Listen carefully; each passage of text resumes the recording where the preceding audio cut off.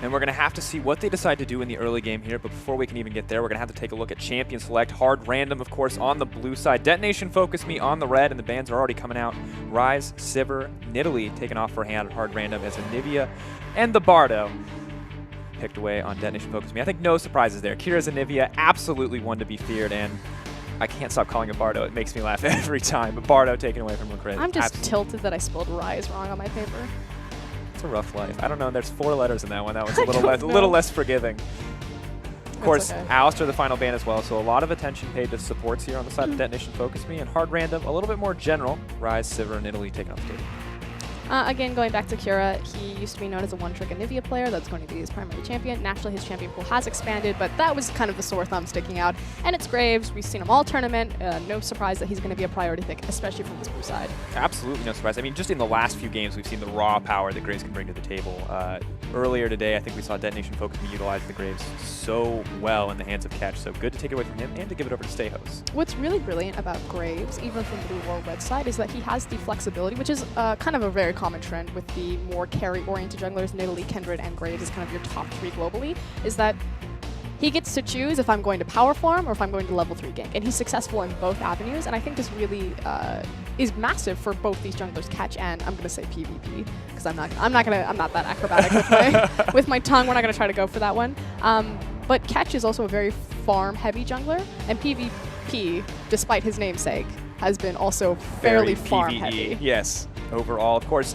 On the opposite side for DetonatioN FocusMe, they are getting some power of their own. Kindred, maybe not quite as popular as the Graves, but still a good pick. The only problem with Kindred is where her initial power spike is. So if you think, a lot of it is also determined by RNG, where your marks will appear and how quickly she's able to pick up and assemble those marks into a late game devour. So the thing about Kindred is, yes, she is incredibly strong, especially around your monster objective control, Dragon, and Baron, and her ability to burn that, but it takes quite a bit to ramp her up. The snowball can be there, whereas Graves, you know for sure, I'm going to get this 2-item power spike, I'm going to be strong at this time in the game. Kindred has much more flexibility in there, and so I call Graves kind of the more consistent threat versus Kindred. Yeah, but the other consistent threat we have to talk about is this Echo going into the top lane for DetonatioN FocusMe. I believe it still has a 100% win rate, although most of the time it's been banned out here. Absolutely, I think the strongest top laner, I think we can say, and one that's been a terror across every region. Spawn's not here, but we would both argue with you. Well, no. I mean, tell me. Enlighten me as to the Echo. Because when I see Echo... It's Echo versus Poppy is what it comes down to in terms of like your 2 bruisers and then Maokai kind of taking over for the tanks. And I don't debate that Echo, from a numbers point, is very, very potent and powerful. But Poppy's ultimate has just put an X there of how much gold that's worth, because if you boot out 2 members that are worth 15,000 gold, guess what? That's a 15,000 gold ultimate. I mean, definitely fair overall. We'll have to see if the Poppy is going to be the option against the Echo. Although it looks like we may have something a little bit more interesting from Hard Random. I'm going to wait to talk about the hover over. If there's anything I've learned from IWCI, there could be an Elise in the bottom lane in the next 30 seconds. Quickly touch. Azir, Lucian, Trundle, Ezreal. Trundle, Ezreal I really like as a duo, especially because that's going to be the Trundle support coming in for Eternal. Just because anytime Trundle lays down his pillar, it pretty much guarantees free skill shots from Ezreal. Because they're slowed, they can't move, possibly they're stuck between a rock and a hard place. Guess what? Mystic shot to the face. See ya, mate. And additionally, I really like the Trundle as an option just to preemptively kind of deny tank picks from Hard Random. When you pick that Trundle, when you know it's going to support role, it makes it that much more difficult to pick up something like a Maokai, like a Poppy, to deal with it. However, on the opposite side, Hard Random getting their hands on this Azir. Kira, a very accomplished Azir player, and may have been known as an Anivia one trick for a while, but he's pretty proficient on everything these days, and we'll have to see how well he can do with this, because it's been a very powerful pick in the tournament overall. Ooh, Soraka, the last change.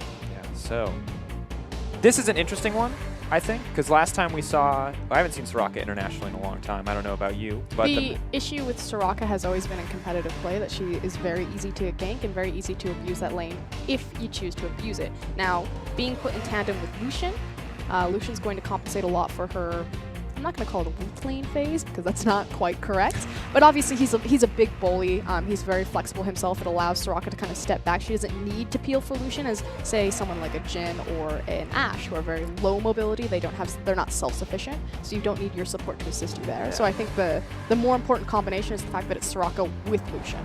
And it'll be interesting to see how that matches up against the Trundle Ezreal. The Trundle, no, that can't even be a flex pick anymore. Who am I kidding? I was like, Trundle could go top lane, but then I don't think we're going to see an Echo support, despite the fact that we've seen some more interesting choices here overall. So, Soraka, Lucian, bottom lane. They've got like 20 junglers.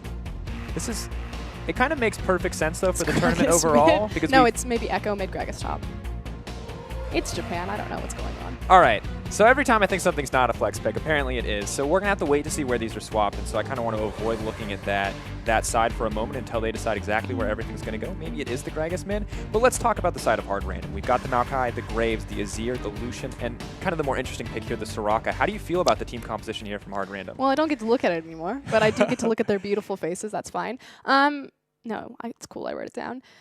The cool thing about hard random's composition, I feel like it's very well balanced in terms of where their power spikes are. I always like to talk about this idea of like a baton being passed around. So there's never a point in the game where you're weak. So first and foremost, the early game baton, that's in Graves' hands. He's like, man, I'm Graves. We've been seeing him smack around people all tournament long. He's got a lot of kill pressure, especially with the Maokai in the top lane. And that's the big thing about Maokai and why I really think he returned to the meta is this idea that snowball junglers or carry-oriented junglers are way in vogue, and Maokai just offers you a free kill or a free gank at any time. Twisted Advance, guess what, Nidalee? You get a free spear.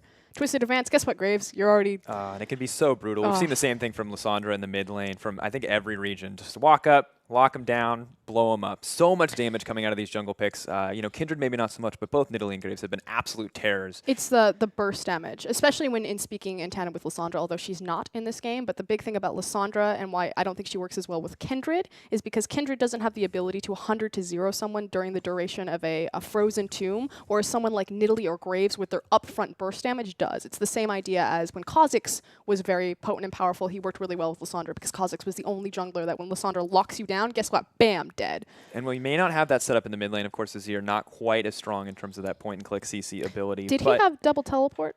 Well, we did not get to see, I think, because there's still enough time for them to swap over summoners. So I think we're going to have to wait overall. But do you think teleport would be the right support choice summoner? Because it's what he picked anyway, as we are going to hop into game here. I'm actually fairly against Azir running teleport. Oh, really? Yeah. It's not awful. Oh, that's amazing. I was just listening to the voiceover. But lead us into the game, I had the same experience yesterday. The Spanish client has some excellent voice work, but of course this is going to be hard random on the blue side. DetonatioN FocusMe on the red. A little bit of poke coming out here already. But let's tunnel back in on the mid lane before this game gets started. We're talking about an Echo versus Azir matchup, not one we've seen in a very long time. The thing about Echo... The thing about Azir, especially levels 1 through 3, and he typically runs the Thunderlord's proc, so able to execute that, is getting underneath his Sand Soldier, which Echo has tools to do so. He's got his little, what do they call it, phase dive? Somersault? I'm going to call it somersault. Somersault, got it. He's got the somersault. I'll change the name there. So if Azir ever throws out his Sand Soldier far away from him, which he likes to do to keep everyone at arm's length, if Echo at level 3 or even at level 2, depending on how he's going to scale himself, gets underneath him, you can look for a very punishing all-in on Azir. Definitely going to be an option.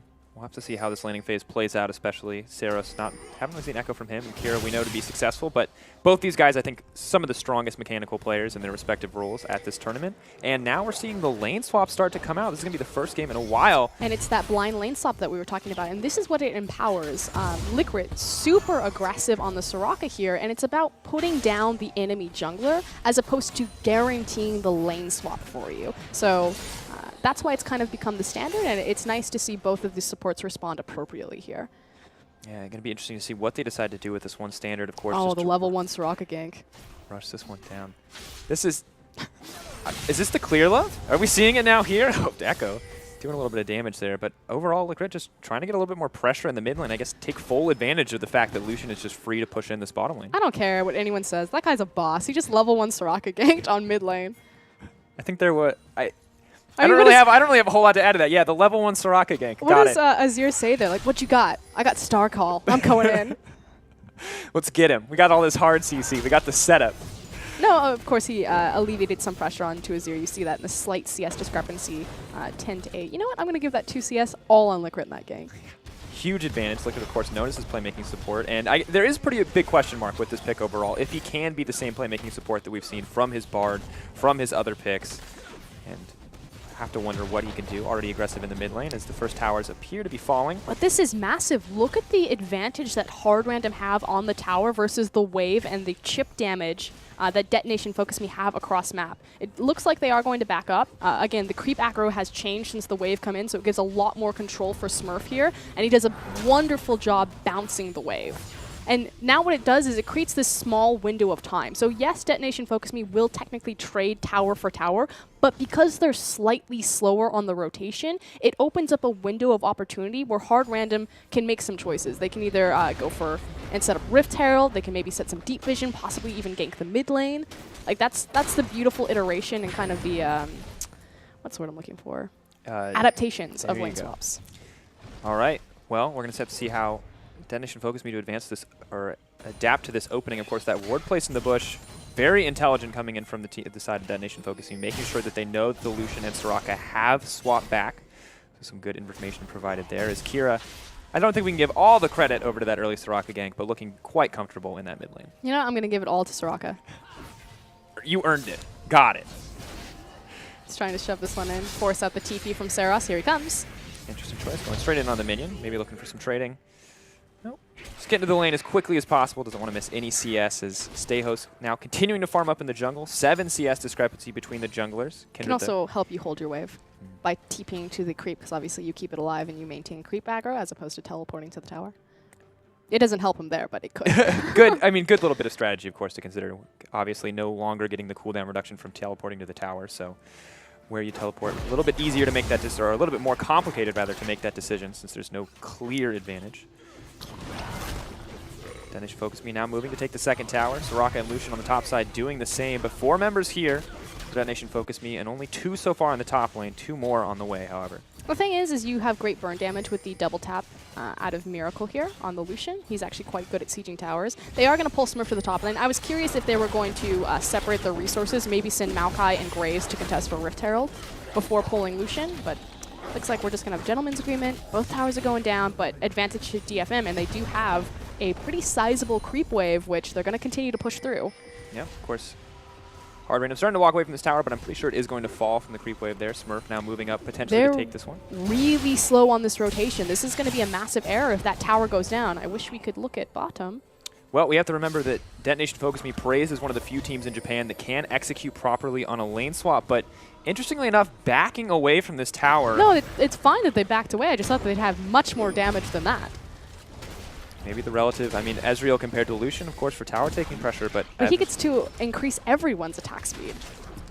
He's only level 4. Maybe the double point in Q, the double point in E. I thought that Hard Random might lose more, but because only minimal chip damage goes down, Hard Random actually get a much better trade off of this. They don't take the top tier tower, but it is fairly low, waiting for a stiff breeze. They instead translate pressure into the into the Rift Herald. Oh my goodness.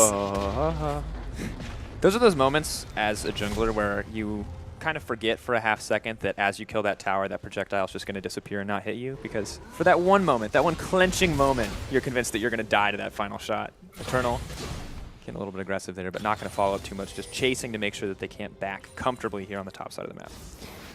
But I do want to congratulate Hard Random on kind of that decision-making there to see that Detonation FocusMe push through. Again, separating their resources, they send their bottom lane back to make sure the push can't continue, grab the Rift Herald, and get the tower. So good job. They actually squeeze one extra objective out of that. Yep, Gragas now being zoned away from the creep wave on the bottom side, but there's 2 members that Nation FocusMe pushing in on the top. Udapon not looking super comfortable yesterday on that Fiora pick, but doing much better in his earlier game today as Nautilus. Hope that he can have the same performance here on the Gragas, but it's still kind of up in the air. So the thing about Udapon is we do see Saros getting fairly aggressive with the trade. Oh, push back into the tower. Immediate trade of ultimates there. I get excited every time, but Echo's just going to say nope and back out of that one. See, my mentality is looking at this is they both have ultimates. He's not going to kill either of them. No, Udapon. So Udapon is kind of probably the most famous of any of the players from the region. He's played in multiple positions. Top lane is where he started, then he had a stint in AD carry, which is actually a cool story between Zerost and Udapon. Zerost was formerly on the sister team, Rabbit 5, against Detonation FocusMe, simply because he said, I'm never going to be better than Udapon in the AD carry position, so I'm going to have a team created around me. And of course, when Udapon moved back into the top lane, it opened up that spot, so kind of cool to see Zerost arrive out of Udapon's shadow and get this chance on an international stage. Yeah, and of course Japan, a region overall that has a lot of talented AD carries. Maron, Zeros, Udapon, and despite Zeros, kind of falling flat a few times in this tournament, still a very good it's his AD carry. First time on an international stage. A lot of pressure on this guy, I can't actually imagine how it feels, but maybe feeling a little bit better after a confident win earlier today. And once again, not pushing for contention here in top 4. So a little bit more of that pressure relief. We saw how well that worked out for the Chiefs once the pressure was off. Maybe Detonation FocusMe in a similar position, but blue buff being contested here. Graves is going to steal that one away, but here comes the Soraka. Disengage with the pillar. Doesn't look like we're going to quite have a fight. No one following up. Yeah, mid laners were both looking for the collapse. Good job again from Hard Random to eke out just a smaller advantage by smiting away that blue buff. PvP, kind of living up to his name this time around. Starting to get aggressive here. Ketch may have pushed too far in. Does have the Lamb's Respite. Going to have to throw it down. Getting aggressive, but Eternal. It's going to be the 2v1. Steos starting to get healed up. The Silence coming out as well. Flashing and trying to get aggressive. Collateral damage not going to do it. The Exhaust saving the day. Sidestepping the Ezreal ult. And that's going to be Primera Sangre as Miracle picks up that first kill. Beautiful play right there from Hard Random. Again, I don't know why Detonation FocusMe decided to go aggressive there. Graves is such an excellent counter. I'm not going to call it a hard counter, but an answer to Kindred because of his burst damage to follow up after the Lamb's Respite. You just wait. Lamb's Respite goes down. You're like, all right, we can both take a heal. Oh, you're still at 300 health? Well. It's just that beautiful feeling of, you know that most people are going to be low health standing on the Lamb's Respite, so you have all of these members crowding in a small area to try to get the heal back, and Graves is like AoE splash damage in burst form. It's all that he needs. Triple kill. Now as Kira starting to get aggressed on by Sarah. Sarah's running low on mana, but meanwhile, the Dragon is going to go down in the favor of Hard Random. Liquid using, full advantage of the Soraka in a variety of ways. One of them to force out this early Dragon, just the jungle and support duo. Yeah, again, smaller advantages, just creating snowballed gold leads. We do have a 2k lead in favor of Hard Random, and it's just off of these smaller, superior macro plays over Detonation FocusMe. The one kill in addition, not major, more about as you said, the tower advantage or the faster tower take, adapting to the lane swap a little bit quicker than Detonation FocusMe were able to. Cleaner rotations, it opens up more space for them to contest in the jungle. We see that in CS discrepancies pretty much across the board. Every single lane has an advantage, particularly between the 80 carries, 93 to 79. Again, about the 13 to 15 CS mark will equate to enough gold in terms of a kill. So that Lucian is technically like 2-0 over Ezreal, just gold value. Yeah, doing well so far, and this is something that we, tend to see as the Ezreal falls behind early, has to itemize that tier, a lot of mana in the build, and Lucian playing, doing very well to play so aggressively and to make sure to put Ezreal behind in the early game when he is much stronger. I also really like Essence Reaver users and lane swaps. I know this sounds bizarre because we're at a point where they're matching up 2v2, but because you itemize into Caulfield Hammer, it means that you have 2 long swords as opposed to the Infinity Edge, which obviously you can't crit a tower. So itemizing into more flat AD or more consistent flat AD is superior for sieging objectives. That sounds like really weird and like a really... No, I see what you're saying, though. Overall, it's also just kind of a smoother build path as opposed to the Infinity Edge. We'll see Jhin sometimes do this, whereas normally Jhin would prioritize an Infinity Edge into 2 Zeal items. If he's in a lane swap scenario, sometimes they'll look for the early Essence Reaver to compensate for the flat AD to push down towers quickly. Definitely an option. Of course, Hard Random continuing their dominance on objectives over the map as once again the jungle support duo managed to pick up another one. That's Rift Herald going down in the favor of Hard Random. We'll have to see how they want to use that buff as it was given over to the Graves. It's 2 times now in Graves, and Kira still just slugfest in this middle lane. I think it's a tank echo mid lane. A lot of flexibility on the build path, but I like the response from Hard Random. Azir, you can early pick him because he effectively will neutralize any sort of mid lane matchup. He does have counters like the Twisted Fate, like the Varus, as though, hold on. Smurf getting aggressed on here. He's going to have to use the ultimate Eternal, starting to dish out a decent amount of damage. Pillar not available quite yet, but Exhaust is going down. Zeros could be hungry for blood, but there's a gank now going down on the top side as well. Steos taking a decent amount, but Catch is already very low. Lamb's Respite up and available as Miracles just dishing out as much damage onto that tower as possible. They have a really small window to siege this tower because you see the response coming in from Eternal. He's recalling and he's going to run top lane. So they maybe have another wave after this before this gets a little bit scary. You see Echo on the flank, they're forced to back off. Yep, Utapon going to save that explosive cask. They have to respect that Gragas overall though. It's just, you can't get too close, you can't move too far up. Risk getting knocked back into that tower, especially with Trundle and Echo on the way. So good response from Hard Random. Yeah, and what we were talking about, also a great response from Detonation FocusMe to stall out that siege on the Rift Herald, is because Azir neutralizes most mid lane matchups, it's really hard to siege into an Echo anyway, as well as the Gragas being there because the wave clear is so strong, and you don't have a ton of hard engage potential against the likes of Echo, who can reset his positioning. So it makes sense that Hard Random are continuing to prioritize Rift Herald into side lanes. Yeah, obviously getting an immense amount of damage on that top lane tier 2, so should be pretty easy to take down if they get another opportunity like the one they were just presented with. Once again, that gank in the bottom lane, or Zeros and Eternal getting aggressive in that 2v1, didn't really give them much of anything. Small amount of damage on the tower and forcing out a back. So overall, small advantages to Hard Random, but they're starting to stack up as the gold lead remains at 2K. Dragon should be spawning within the next 2 minutes 30 seconds, so starting to move their pressure back to there's another time. blue buff. This He's man caught. is PvP Steos, PvE Steos. Is there anything he can't do? It's that moment where the Trundle Pillar goes up behind him and he's like, I'm not stuck in here with you. You're stuck in here with He me. just does so much damage. Already has the Warrior enchantment. Kindred, of course, opting for that Devourer. It's going to take so long for that to be sated at this stage of the game, especially when Graves is going in every time one of your buffs spawns to take it away from you. And that's what we were talking about. It's the consistent power spike that comes out of Graves versus the snowball potential that can come out of Kindred, and why teams are prioritizing him. Yep, now starting to get aggressive onto the tower. Eternal doing his best to soak up some of this damage, but power to Lucian and that double tap, the power of the Graves and the shotgun, as you're forced to burn out the ultimate to clear this wave. No dive coming out, just more damage placed onto the tier 2 towers. Is this the Gunslinger comp? I feel like we could definitely call it that. It's just so much tower taking potential. Oh, here comes a deep TP from Gragas behind lines, All though. right, may look for the explosive cask here as they start to push forward. Zeros going relatively low. I don't know if Hard Random know They're quite about to yet, get but there's bopped. so much damage. There goes Utapon knocking PvP back into the team, but now the TP coming in on the side of Hard Random. Just going to disengage there overall. Maybe a little bit of fumble from Detonation FocusMe, not walking away with anything. And the thing is neither mid laner is able to pull the trigger on the TP. Particularly because Kira can interrupt Seros's with the displacement on Emperor's Divide, and with Smurf answering the top lane TP, it's going to be another free chipped objective for Hard Random. Yeah, once again, slowly but surely taking it down as Deos continues to move in and try to deny as much of these Devourer stacks as possible. The question now becomes, where is the next objective for Hard Random? They have 30 seconds before the dragon spawns, which means that they need to reset their positioning right now if they want to heal and get back in time for that one. But at some point, they're going to have to look at the outer mid tower. So, Azir, you've had your neutralized lane. The farm has gone down. It's time to start consolidating the sources in there and looking for big playmaking ability. Don't know if he's going to get it quite yet as Detonation FocusMe starts to turn their attention to the mid lane. Kira, very low on mana, may not have the opportunity to get out here. No hope for him. Soraka ult comes out, but it is just not enough. Staying far too long in that mid lane. Great response from Detonation FocusMe to realize that this was the only objective and answer that they really had available on the map. Yeah, very good overall. Now backing off. It's going to delay any kind of dragon timer coming in from Hard Random. Although Graves starting to move down to the bottom lane, or maybe pushing in for some deep vision here. So Detonation FocusMe starting to fight back a little bit. Was a 4K gold lead just moments ago. Yeah. It's just too strong. And again, they stand at the back of the pit, so that way, should someone face check over there, they can just ult themselves over the wall. Yep. Relative safety overall as Hard Random now looking to return the favor. Put a little bit more pressure onto mid lane.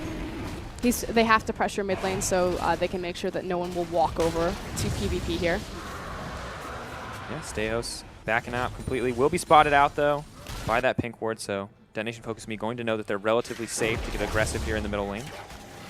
And this is kind of a rough life so far for Detonation FocusMe, but it may start to get easier. The thing is the primary playmaker on their team right now is Utapon, because he has the power of the cask. That said, itemization isn't really in favor for Detonation FocusMe. They've got 2 Iceborne Gauntlets completed, but they're still waiting on the second power spike for Ezreal in particular. So they kind of have this moment where Hard Random are going to funnel resources into the mid lane. We noticed that they've now swapped Azir to a side lane. He does have the teleport, so he's able to match lane assignments quite well and still appear for team fights. But the big thing is that they're not splitting farm between Miracle and Kira. But this has this opening or this window of opportunity where Utapon could get a flank behind Soraka and just dump the cask behind her and pick up a free kill and try to translate that into pressure onto the mid lane with the Azir bottom. And when we looked at Soraka in the Champions League, that's one of the things that we talked about, is that she can be weaker overall in competitive play. Her weakness is very easy to expose if you're coordinated, but Hard Random just continuing to press in aggressively, keeping the Soraka safe and utilizing all that damage. It's just such an unfortunate window because Utapon, like, Hard Random are in a position on the map where they've opened themselves up to a possible counterplay or a flank, but Detonation FocusMe don't have the items to back up on that execution. Yeah, unfortunately, it's falling behind so early on. Still the 3K difference, but that's pretty massive 18 minutes into the game, you know? And especially looking at the Azir, who has finished that Nashor's Tooth now, the needlessly large rod available, just going to continue to scale up as we move forward. Now moving up into the top lane, we do have Kindred shadowing underneath Utapon. TP comes out to draw tower aggro, and it's going to be another free objective for Hard Random. They're just running through Detonation FocusMe. Absolutely dominating the map currently, extending that gold lead to 4K, and Detonation FocusMe only response is to throw that Echo into the bottom lane, but he's not going to get too much. Stayhost, though, could be in trouble. Third stack. He's going to go down on that Kindred E, but not going to find it. Is Graves ever in trouble? I feel like that's the story of the day, is how many resources can we burn on trying to kill a Graves? So tanky. Check out his itemization. Has the Hex Drinker up and online. He's dealing from a lot of magic damage. I mean, Ezreal even going to do mixed damage. That's unfortunate. Knocking Lucian out. Steos is just fine. Kira, though, could be in trouble. Is going to take that soldier to safety. His catch just doing whatever he can to dish out some damage. Graves instantly going to pop him. No Lamb's Respite going down. Clearly did not expect that one. Making it to safety courtesy of the Soraka. Echo determined to get something down here, but they just keep going. Gragas goes forward. No, he gets pushed back. Emperor's Divide. Too much for Detonation FocusMe to handle, and Hard Random picking up 2 kills already, looking for the third. Eternal going to flash to safety. End of the day, it's the 3 for 0. And the beauty of that was how it was orchestrated by the Emperor's Divide. I'm not going to say that Kira was the primary damage dealer in that team fight, but by forcing and separating Detonation FocusMe, keeping that at arm's length, it keeps Soraka safe and allows her this free space to move around behind and to keep PvP alive. Graves survived through that entire ordeal because of Maokai and Soraka, and it was the Emperor's Divide that kept Soraka safe. Yeah, very well played from the team overall. This is something we've seen from Hard Random. They're very comfortable when it comes to executing these fights, and Steos clearly knows his own limits, you know? Keeps going in over and over again. Front-to-back fights is what's really interesting to me. Not that Smurf can't pull the trigger on flanks, but the fact that that was a team fight where it's literally just 2 teams running at each other, and they orchestrated that beautifully. And that's actually something that Azir is really potent and powerful with, which sounds a little bit strange that Maokai is going to be a really strong flanking champion, but Azir is so good at setting a line of scrimmage and saying, you cannot pass this. So I do like the composition again, like going back to the Soraka, having a really self-sufficient AD carry and Lucian, so he's able to kind of skirt around in Emperor's Divide, while Maokai is just like, I'm in it. And seeing this support in this jungle, Stayhos and Likra just going everywhere together on the map, and we're starting to see why, because Graves, once he starts stacking those resistances and is able to just get into these fights and stay fighting, he becomes a full-on tank. I mean, he just keeps getting to quick draw over and over again, and on top of that, the endless health pool, probably Windspeaker's Blessing as well coming out from this Soraka, and you would assume. Yeah. So many resources from Detonation FocusMe burned for nothing in that exchange. And unfortunately for Ketch, not even getting the opportunity to lay down that Kindred ultimate. Graves just does far too much damage. Like maybe catching him off guard. I did not get to see if he was CC'd during that. But either way, a pretty big fumble. And Graves just starts the fight by taking out a key component of the Detonation FocusMe strategy. Yep, and over again, we see teams continue to prioritize Graves. I'm curious when it's ever going to start drawing the bans in this particular matchup, because it's been the priority blue side pick. And it just, Graves has a very clear power spike. He's going to hit it either way.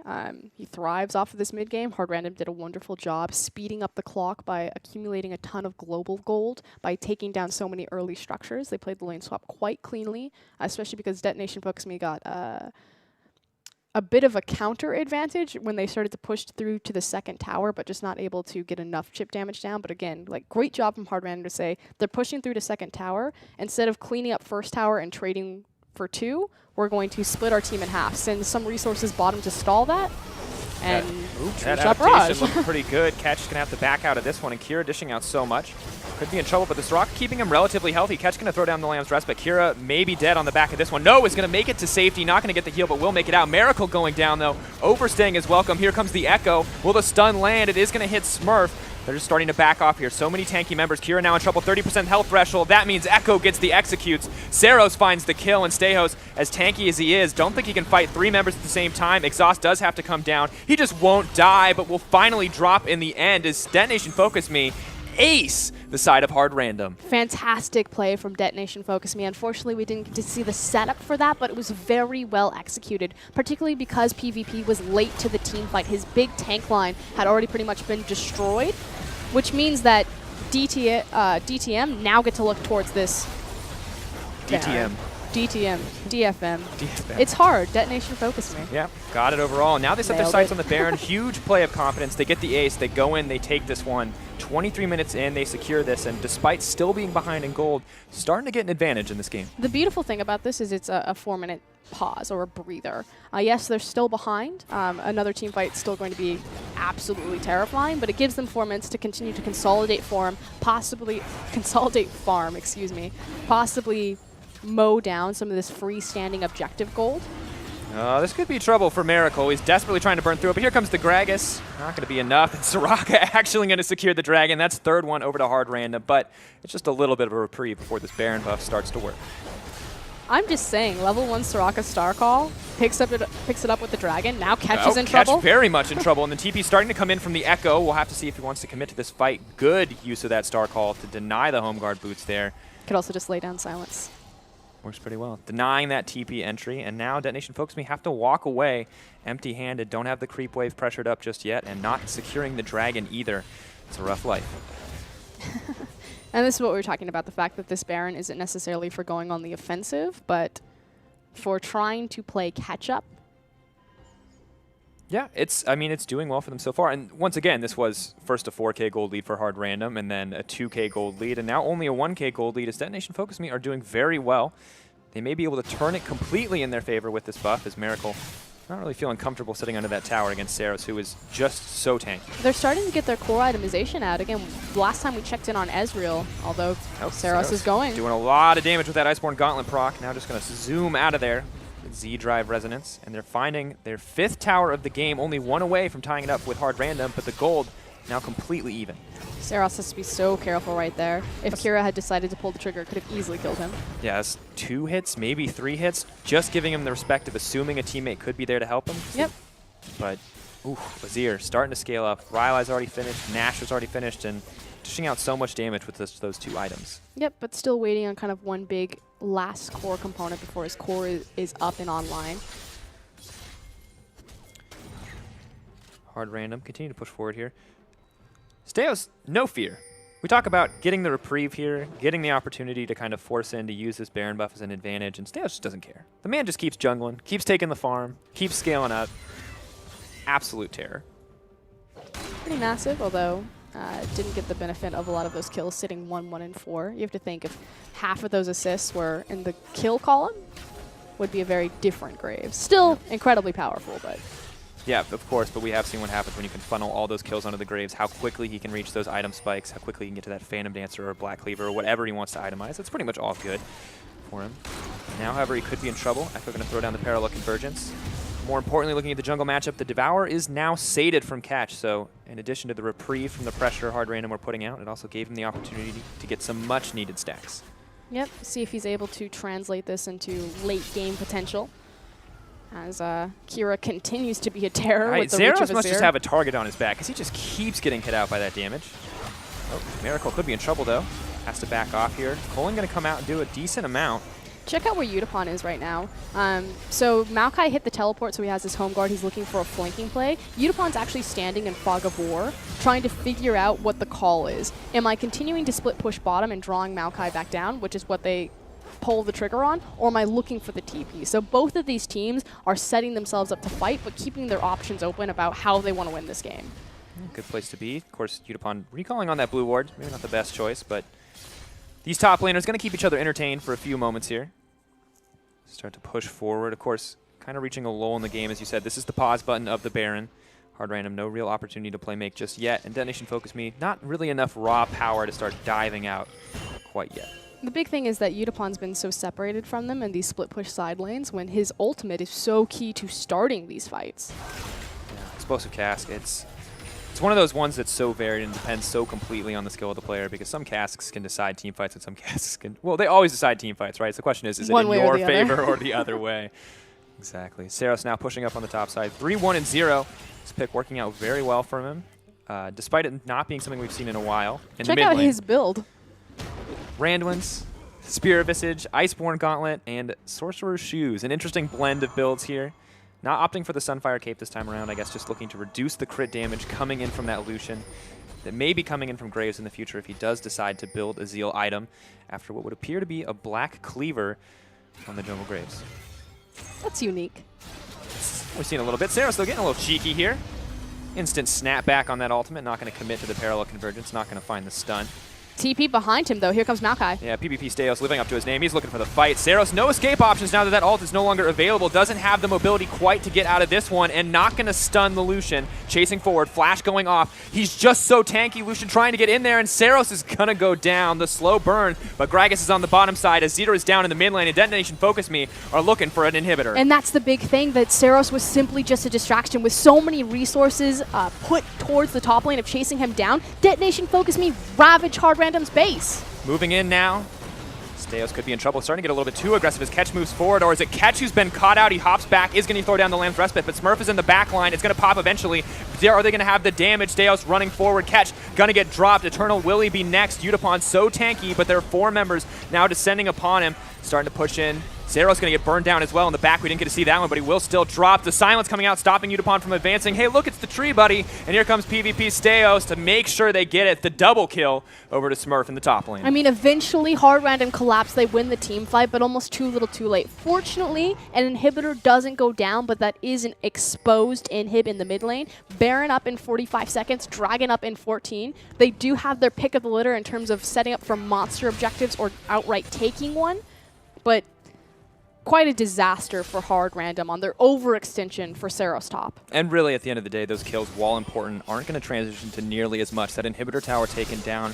Normally, when we see teams struggle to close, it comes to breaking that inhibitor line, but that inhibitor tower's down. 29 minutes in, Hard Random pushing for their 4th dragon. That's absolutely massive, but once the inhibitors start to drop, Detonation FocusMe could quite easily start to close out this game.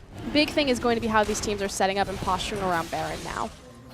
Teleport is down for Smurf, whereas Utapon and Saros both have theirs available, so Detonation FocusMe does have the stronger map presence if they try to exploit that and tear Hard Random around the map.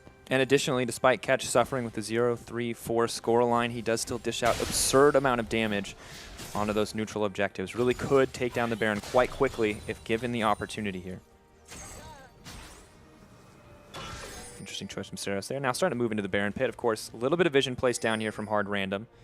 Trying to make sure that they do not give this one up uncontested. As Utapon goes back to his duties in the bot lane, making sure this wave is pushed out. As he said, he does have the TP, so he has the freedom to be wherever he wants at this stage of the game. Here we go, though. Both teams kind of moving into the area to contest and prioritize over vision. You do have 2 sweepers up for Detonation FocusMe, but only 1 available for Hard Random, and both teams have both trinkets available. Good option. We'll buy them some time, of course. Got to clear those out one at a time if you want to opt to take that Baron, if you want to bait someone into a fight, either way. It's really important, especially as both teams have Eye of the Equinox. I can never. Eye of the Equinox. Eye of the Equinox. The upgraded Sightstone item that allows you to place another ward. Eye of the Oasis, actually, on Soraka. They all have different names. It's Isn't really that great? fun. Eye of the Watcher is the 3rd one. No, but why this item is important, especially as we look to contesting this Baron, is because you're able to keep all of your 3 primary wards up on the map, as well as trade your 4th ward for one of those sweepers or the denial. And again, when you're setting up for Baron vision, the biggest thing is who's going to lose it first and who's going to be patient enough to sit and play with Fog of War. And that's why those items, not only the added CDR, when they were changed, have now become kind of the staple for the support, but more importantly, being able to trade that extra ward for vision, as Utapon, really deep. Looking for the flank here. He's going to have the opportunity to go in. Miracle trying to make it to safety, but here comes Eternal. Great pillar, great cask, and now it looks like the Lucian will drop. Soraka doing his best to heal. He's going to make it out to safety. Saros can't take him out quite yet. Steos just backing off, and that's 3 kills. They just won the game. Instantly. They just won the game. They just won the game. Detonation FocusMe pushing down mid lane. There's only 2 members left to defend, but Graves, no matter how tanky he is, just doesn't have the damage to take on all 5 members. And you're right, Detonation FocusMe now getting aggressive, pushing in for the win. They may not have the creep wave, but they have the team. They have one coming in for them, Smurf, and they have to play like gods here. See if Hard Random can get the outplay here. They're moving in. Smurf getting burned down. Eternal making to safety. Lamb's Respite is huge. It's going to save the day as they're now setting their sights on that first tower. Creep wave coming in to back them up. Now looking to close as Saros says, stay host, you're not getting anything else here. Doesn't care. how dominant he was in the early game. Not concerned as Detonation FocusMe, despite not making it into the top 4, are going to close out this game with confidence. They just took down the top-rated team. This is the first place team in the international wildcard right now, falling to Japan, who's sitting right down near the bottom. That was a phenomenal finish from DetonatioN FocusMe, utilizing the Lamb's Respite to stall long enough not only to tank the towers, but to stall for the incoming creep wave. Yutapon was split pushing that entire game, finally pulls the trigger on a deep teleport behind, and gets the cask that we expected. What is happening in International Wildcard? The second the pressure is off, these teams go absolutely nuts. This is the form we expected a lot of these teams to be in coming into this tournament. Didn't quite see it. Wasn't sure if it was a difference in international skill, but DetonatioN FocusMe showing up huge. The Chiefs showing up. When the pressure is off, these guys absolutely perform. That was, I mean, they fell behind to hard random, still managed to pull out a win, still managed to pull out team fights. That's one of the hardest things to do in League of Legends is play a game from behind. Yeah, that completely underlined that aspect. The fact that they were behind, that they were able to translate into the Baron, that they used the Baron to consolidate farm, to tie it back up, and then to make the high pressure play. It was also on macro performance in particular. Like, the fact that it came down to a TP flank, it wasn't like both teams were just running at each other and it's a coin flip, you know, 65k gold, 75k, whatever it was, everyone's sitting at 6 items. It wasn't the case that game, but sometimes it comes down to that. It's just, you know, 50-50 who got the better ultimate. It was engineered, it was manufactured, and it was planned to have a turn like that from such an underdog team. Again, Japan's region has 6 teams in it. It's one of the smallest of the wildcard regions. They just got their server. Huge international spotlight on them right now because they have massive media coverage. To come back, especially so deep in the tournament, and find a victory like this is massive. And with huge confidence, too. We talk about CIS. We talk about hard random specifically as the SKT of the CIS region. And with that in mind, we expected these guys to completely dominate, and they have for the most part of this bracket, or sorry, of this round-robin stage. I'll keep calling it bracket stage accidentally. But now getting taken down by DetonatioN FocusMe. We talked about national pride here. We talked about the pressure on the Japanese teams to perform now that they have a server, now that there is a lot expected of them. And despite not making it to top 4, great opportunity for DetonatioN FocusMe to show off, and they did it completely. I believe that this also opens up a possibility for Supermassive. I'll have to check the head-to-head against Hard Random, but they're sitting right now at 4-2, whereas Hard Random are now at 5-2. So the opportunity there to secure that first seed over. Yeah. And overall, I think what impressed me the most that game was the fact that despite falling behind, and more than anything, they closed with confidence. Like, so frequently in this tournament, we've seen, I think yesterday, INTZ, DFM, we saw huge advantages, opportunities to close out the game, passed back and forth, 65-minute game, very sloppy. And I thought that maybe both these teams couldn't figure it out, but DetonatioN FocusMe absolutely have today. It was engineered, as you said, and additionally, it takes a lot of guts to pull that trigger to know that you can just end the game, that you can risk throwing it right back to the opposition there, but perfect use of the Lamb's Respite, excellent confidence coming in from the team, and at the end of the day, looking so fantastic. I wish we could have seen this team at every stage of the round robin. It's so brilliant because it's not even just the teleport play. Like, the more that I think about the setup, like, think about the setup that goes into that. You know that the Baron is going to be the next big contested thing. You know that a front-to-back fight where Azir is just running at you, where he gets to get into an area and set up his sand soldiers, he's got his consistent damage already output, that you're probably going to lose that you're really relying on a disruption or a cask. And to say, instead of walking into Baron, which Hard Random very clearly have the superior vision control on, we were talking about that, they got into the area early, they had control of the Scuttle Crab, that would just be suicide. So instead, they take control of the mid lane and they start pushing that down, and it forces Hard Random out of the Baron area to sit and come to the mid lane, and then that's when they pull the trigger and get Yutapon behind them for the. So it's not just a flank play from a teleport. It's engineering exactly where they wanted that flank play to happen by taking control of a minion wave. Well, huge implications here, of course, for Supermassive potentially, as they could drop that first seed overall. And while DetonatioN FocusMe may not have secured a top 4 spot, they're doing very well overall. We'll have to see if today will be yet another day of upsets as we look forward to our next match. But in the meantime, don't go anywhere as we go to a quick break.